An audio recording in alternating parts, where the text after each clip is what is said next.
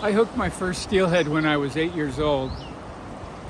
I had a spinning reel that the bail wouldn't flip, so it was jerking the line out of the, and it was in a really small stream, and it exploded the stream, electroshocked my arm, broke my line, and I didn't even know what had happened, but I wept. And that was the beginning of my connection with my love for steelhead and salmon. And another thing I saw that's unusual maybe is I was at Celilo Falls when I was 4 years old, watching the Wishram and other tribes at the falls. The last year they were able to fish it before it was buried beneath the Dalles Dam, and seeing the grief on the faces of the tribal people on shore, and seeing the dignity of the people and the way they treated the fish they were taking on the platforms was unforgettable, even though I was really young. Salmon and steelhead have been with me my whole life, and I've written about them a lot. It's hard to measure the scope of the loss to the 5,500 miles of pristine, mostly wilderness streams above the 4 lower Snake River dams. I mean, there are people who love the orcas of southern Puget Sound who, when they've been exposed to those streams, seeing what their orcas have been cut off from as a food source, they weep. They weep at the sight of those streams, like from a plane, from a small plane. And I so understand that.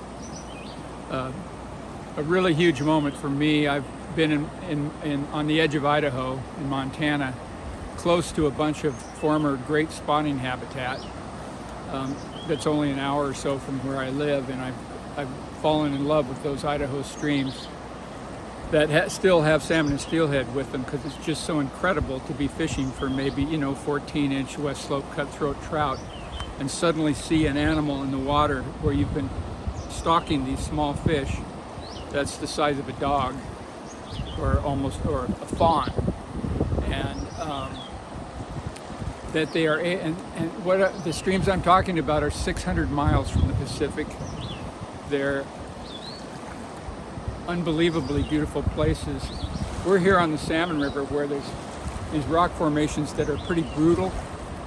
In these high streams, it's multicolored pebbles that are absolutely perfect spawning beds. And if you've seen even one of those summer Chinook, when the first rain comes, usually in September, watched one of those females turn her body into a shovel and dig a place to sacrifice her life and rear silver osprey that want to go to sea and return and bring the same gift back to us, and know what they're experiencing in 450 miles of slackwater full of predaceous fish, where the smolts are being devoured, where before those dams they used to migrate to the Pacific facing upstream and just be carried by the current.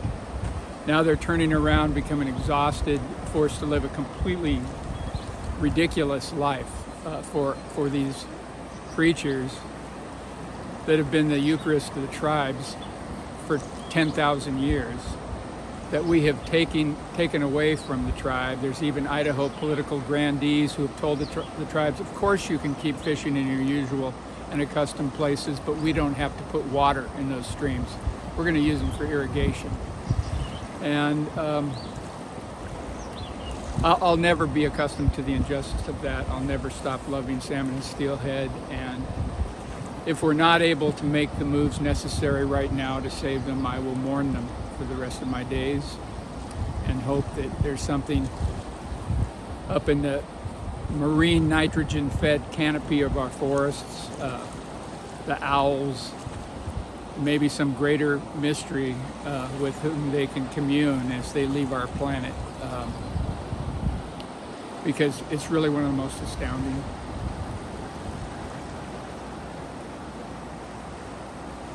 Natural gifts I've ever witnessed.